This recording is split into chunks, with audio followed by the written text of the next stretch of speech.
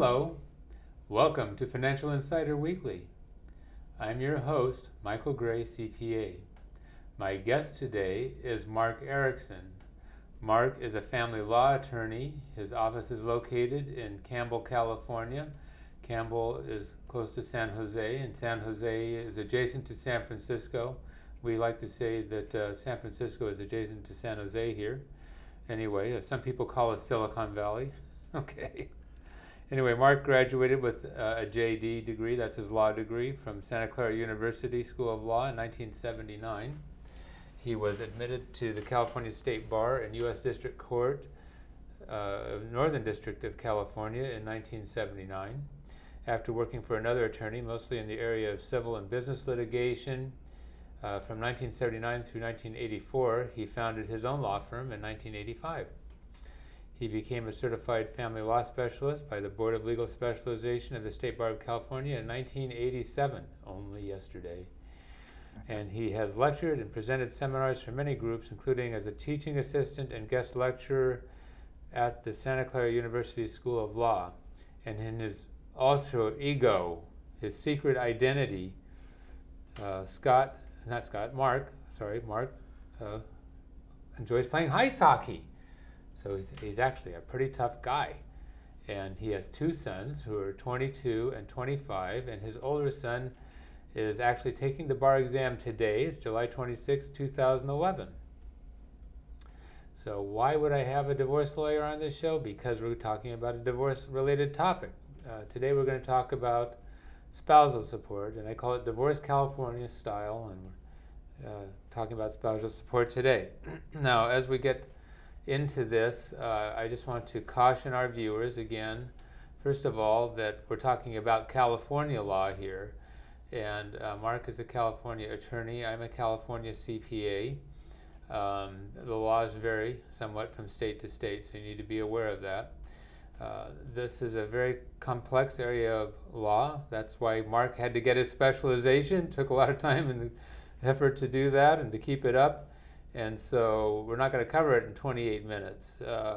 This is just an introduction, and it's intended to be part of a continuing conversation you're going to have with your own lawyer, because you need to talk about your own situation. So with that, Mark, thank you for coming and being my guest today. Thank you for having me. It's a pleasure. So let's get into our questions. First of all, what is a definition of spousal support? Okay.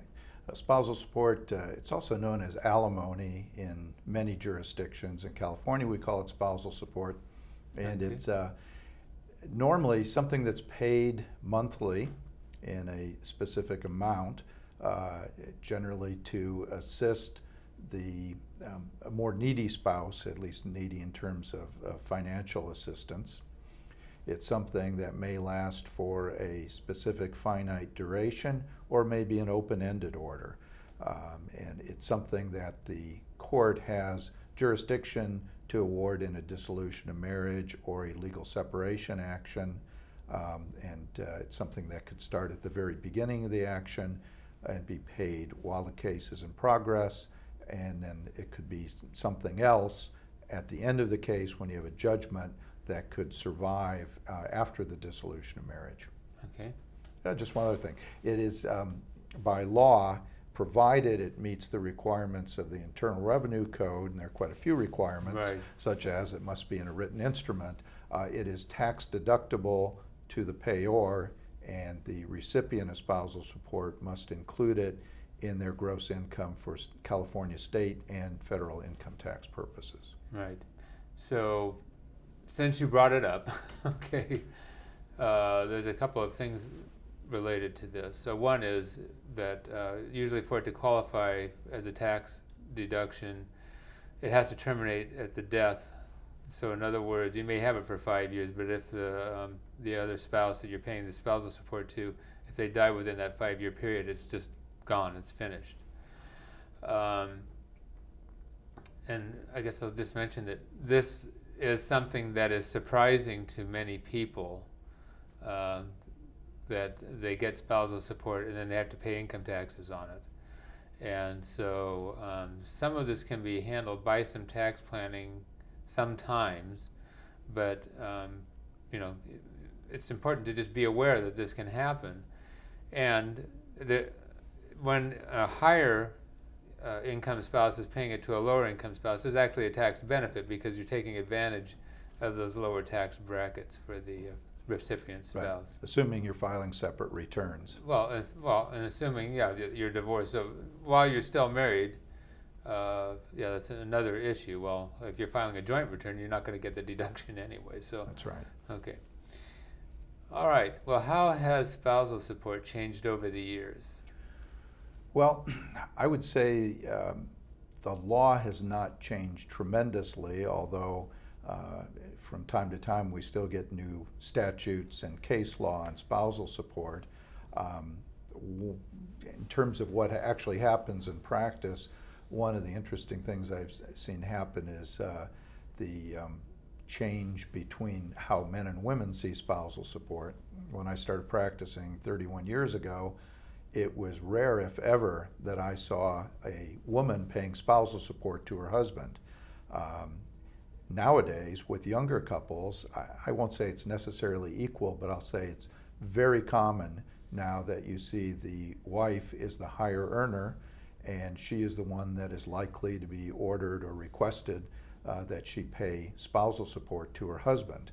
You didn't see that much, and it's really changed a lot, say the last 5 to 10 years. So it's become more and more common, and I think will continue to do so as we see now these days that I don't know the exact statistics, but maybe it's roughly equal, the number of men and women attending and graduating from college and graduate school. Yeah, I think the number of women may have actually surpassed men. I can tell you that that's certainly the case with the accounting major. Yeah.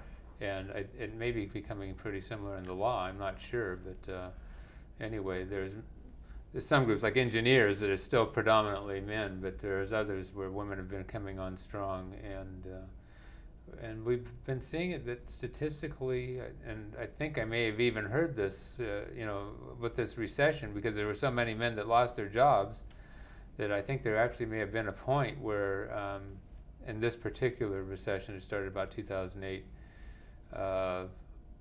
that the majority of households may have even had a female breadwinner. Yeah. So, and it's really hard on the ego of us poor guys. So, anyway.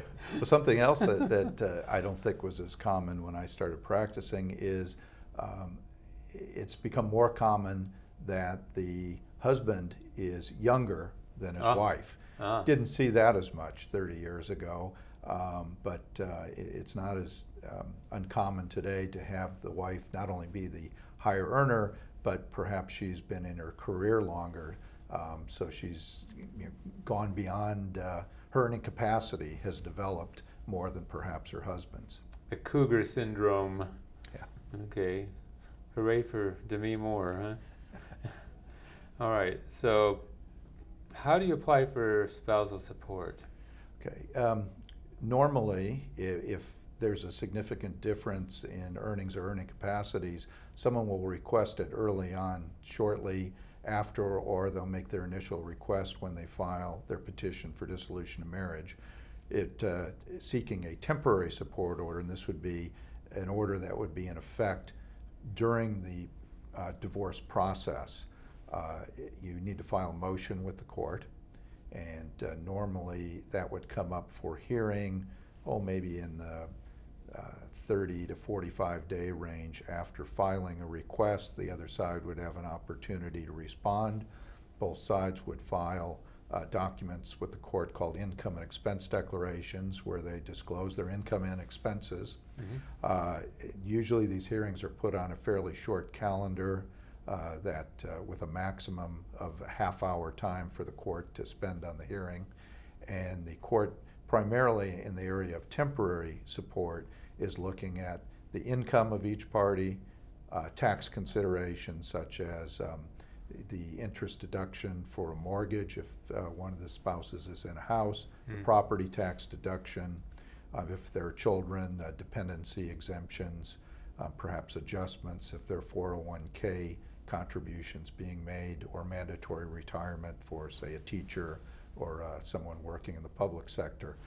Once that information is input into a computer program, an answer comes out and it tells the judge essentially what the temporary support order should be. And most counties in California have their own schedules that they adopt, so it's fairly easy for the judge to make a quick decision for setting temporary support. It's not always so easy, though.